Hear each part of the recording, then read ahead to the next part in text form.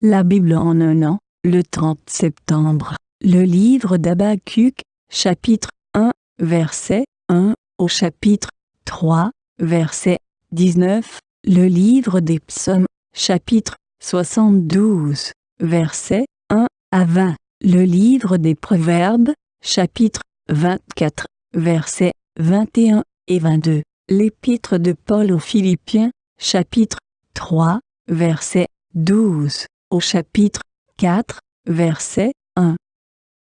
Habacuc, chapitre 1. Oracle révélé à Habacuc, le prophète. Jusqu'à quand, ô Éternel? J'ai crié, et tu n'écoutes pas. J'ai crié vers toi à la violence, et tu ne secours pas. Pourquoi me fais-tu voir l'iniquité, et contemples-tu l'injustice? Pourquoi l'oppression et la violence sont-elles devant moi? Il y a des querelles, et la discorde s'élève. Aussi la loi n'a point de vie, la justice n'a point de force. Car le méchant triomphe du juste, et l'on rend des jugements iniques. Jetez les yeux parmi les nations, regardez, et soyez saisis d'étonnement, d'épouvante. Car je vais faire en vos jours une œuvre que vous ne croiriez pas si on la racontait. Voici, je vais susciter les Chaldéens, peuple furibond et impétueux, qui traverse de vastes étendues de pays pour s'emparer de demeures qui ne sont pas à lui. Il est terrible et formidable. De lui seul viennent son droit et sa grandeur. Ses chevaux sont plus rapides que les léopards, plus agiles que les loups du soir, et ses cavaliers s'avancent avec orgueil. Ses cavaliers arrivent de loin. Ils volent comme l'aigle qui fond sur sa proie. Tout ce peuple vient pour se livrer au pillage. Ses regards avides se portent en avant, et il assemble des prisonniers comme du sable. Il se moque des rois, et les princes font l'objet de ses railleries. Il se rit de toutes les forteresses, il amoncelle de la terre, et il les prend. Alors son ardeur redouble, il poursuit sa marche, et il se rend coupable. Sa force à lui, voilà son Dieu. N'es-tu pas de toute éternité, éternel, mon Dieu, mon Saint? Nous ne mourrons pas. Ô Éternel, tu as établi ce peuple pour exercer tes jugements. Ô mon rocher, tu l'as suscité pour infliger tes châtiments. Tes yeux sont trop purs pour voir le mal, et tu ne peux pas regarder l'iniquité. Pourquoi regarderais-tu les perfides, et te tairais-tu, quand le méchant dévore celui qui est plus juste que lui? Traiterais-tu l'homme comme les poissons de la mer, comme le reptile qui n'a point de maître? Il les fait tous monter avec l'hameçon, il les attire dans son filet, il les assemble dans ses rets. Aussi est-il dans la joie et dans l'allégresse. C'est pourquoi il sacrifie à son filet, il offre de l'encens à ses rets. Car par eux sa portion est grasse, et sa nourriture succulente. Videra-t-il pour cela son filet, et toujours égorgera-t-il sans pitié les nations? Habacuc, chapitre 2. J'étais à mon poste, et je me tenais sur la tour. Je veillais pour voir ce que l'Éternel me dirait, et ce que je répliquerais après ma plainte.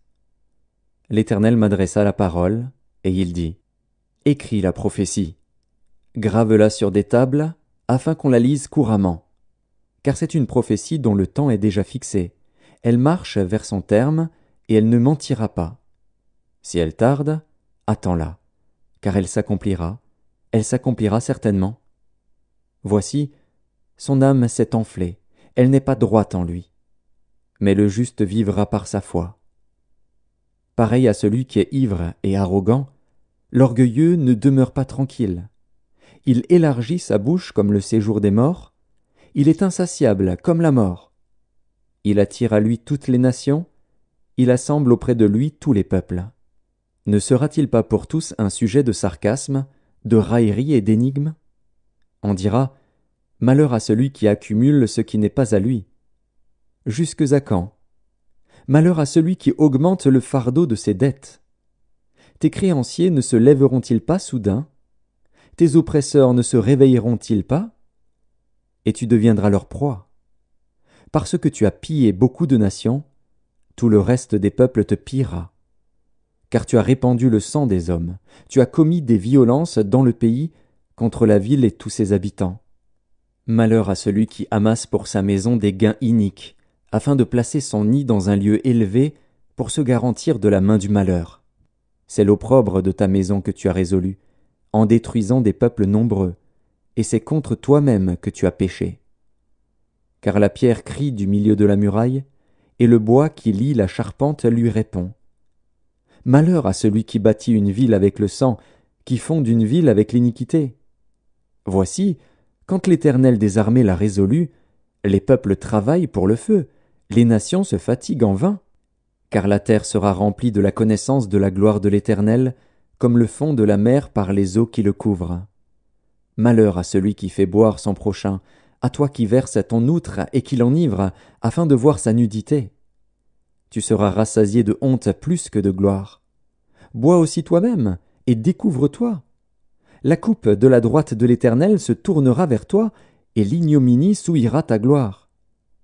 Car les violences contre le Liban retomberont sur toi, et les ravages des bêtes t'effrayeront, parce que tu as répandu le sang des hommes, et commis des violences dans le pays, contre la ville et tous ses habitants. À quoi sert une image taillée, pour qu'un ouvrier la taille?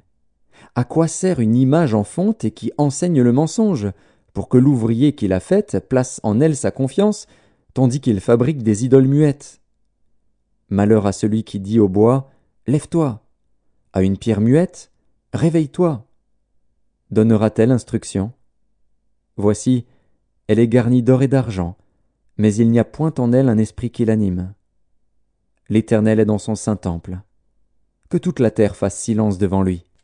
Habacuc, chapitre 3. Prière d'Habacuc, le prophète.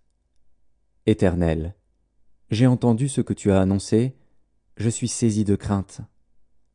Accomplis ton œuvre dans le cours des années, ô Éternel. Dans le cours des années, manifeste-la, mais dans ta colère, souviens-toi de tes compassions. Dieu vient de Théman, le Saint vient de la montagne de Paran. Sa majesté couvre les cieux, et sa gloire remplit la terre. C'est comme l'éclat de la lumière. Des rayons partent de sa main. Là réside sa force. Devant lui marche la peste, et la peste est sur ses traces. Il s'arrête, et de l'œil il mesure la terre. Il regarde, et il fait trembler les nations. Les montagnes éternelles se brisent, les collines antiques s'abaissent. Les sentiers d'autrefois s'ouvrent devant lui. Je vois dans la détresse les tentes de l'Éthiopie, et les tentes du pays de Madian sont dans l'épouvante. L'Éternel est-il irrité contre les fleuves? Est-ce contre les fleuves que s'enflamme ta colère? Contre la mer que se répand ta fureur, pour que tu sois monté sur tes chevaux, sur ton char de victoire? Ton arc est mis à nu. Les malédictions sont les traits de ta parole. Tu fends la terre pour donner cours aux fleuves. À ton aspect, les montagnes tremblent, des torrents d'eau se précipitent. L'abîme fait entendre sa voix, il lève ses mains en haut. Le soleil et la lune s'arrêtent dans leur demeure, à la lumière de tes flèches qui partent, à la clarté de ta lance qui brille. Tu parcours la terre dans ta fureur, tu écrases les nations dans ta colère. Tu sors pour délivrer ton peuple, pour délivrer ton oint. Tu brises le faîte de la maison du méchant, tu la détruis de fond en comble. Tu perces de tes traits la tête de ses chefs, qui se précipitent comme la tempête pour me disperser, poussant des cris de joie, comme s'ils dévoraient déjà le malheureux dans leur repère. Avec tes chevaux tu foules la mer, la boue des grandes eaux. J'ai entendu, et mes entrailles sont émues. À cette voix, mes lèvres frémissent, mes os se consument, et mes genoux chancellent. En silence, je dois attendre le jour de la détresse, le jour où l'oppresseur marchera contre le peuple. Car le figuier ne fleurira pas, la vigne ne produira rien, le fruit de l'olivier manquera, les champs ne donneront pas de nourriture. Les brebis disparaîtront du pâturage, et il n'y aura plus de bœufs dans les étables. Toutefois, je veux me réjouir en l'Éternel, je veux me réjouir dans le Dieu de mon salut. L'Éternel, le Seigneur, est ma force. Il rend mes pieds semblables à ceux des biches, et il me fait marcher sur mes lieux élevés. Au chef des chantres, avec instrument à cordes. Psaume 72 de Salomon. Ô Dieu, donne tes jugements au roi et ta justice au fils du roi. Il jugera ton peuple avec justice et tes malheureux avec équité. Les montagnes porteront la paix pour le peuple, et les collines aussi par l'effet de ta justice. Il fera droit aux malheureux du peuple, il sauvera les enfants du pauvre, et il écrasera l'oppresseur. On te craindra tant que subsistera le soleil, tant que paraîtra la lune, de génération en génération. Il sera comme une pluie qui tombe sur un terrain fauché, comme des ondées qui arrosent la campagne. En ces jours, le juste fleurira et la paix sera grande, jusqu'à ce qu'il n'y ait plus de lune. Il dominera d'une mer à l'autre, et du fleuve aux extrémités de la terre. Devant lui, les habitants du désert fléchiront le genou, et ses ennemis lécheront la poussière. Les rois de Tarsis et des îles paieront des tributs, les rois de Séba et de Saba offriront des présents, tous les rois se prosterneront devant lui, toutes les nations le serviront. Car il délivrera le pauvre qui crie, et le malheureux qui n'a point d'aide. Il aura pitié du misérable et de l'indigent, et il sauvera la vie des pauvres. Il les affranchira de l'oppression et de la violence, et leur sang aura du prix à ses yeux. Ils vivront, et lui donneront de l'or de Séba, ils prieront pour lui sans cesse, ils le béniront chaque jour. Les blés abonderont dans le pays, au sommet des montagnes, et leurs épis s'agiteront comme les arbres du Liban. Les hommes fleuriront dans les villes comme l'herbe de la terre. Son nom subsistera toujours, aussi longtemps que le soleil, son nom se perpétuera. Par lui on se bénira mutuellement, et toutes les nations le diront heureux. Béni soit l'Éternel Dieu, le Dieu d'Israël, qui seul fait des prodiges. Béni soit à jamais son nom glorieux. Que toute la terre soit remplie de sa gloire. Amen. Amen. Fin des prières de David, fils d'Isaïe. Livre des Proverbes, chapitre 24. Mon fils, crains l'Éternel et le roi. Ne te mêle pas avec les hommes remuants, car soudain leur ruine surgira, et qui connaît les châtiments des uns et des autres? Épître de Paul aux Philippiens, chapitre 3. Ce n'est pas que j'ai déjà remporté le prix, ou que j'ai déjà atteint la perfection, mais je cours pour tâcher de le saisir, puisque moi aussi j'ai été saisi par Jésus-Christ. Frère, je ne pense pas l'avoir saisi. Mais je fais une chose, oubliant ce qui est en arrière, et me portant vers ce qui est en avant. Je cours vers le but, pour remporter le prix de la vocation céleste de Dieu en Jésus-Christ. Nous tous donc qui sommes parfaits, ayons cette même pensée. Et si vous êtes en quelque point d'un autre avis, Dieu vous éclairera aussi là-dessus.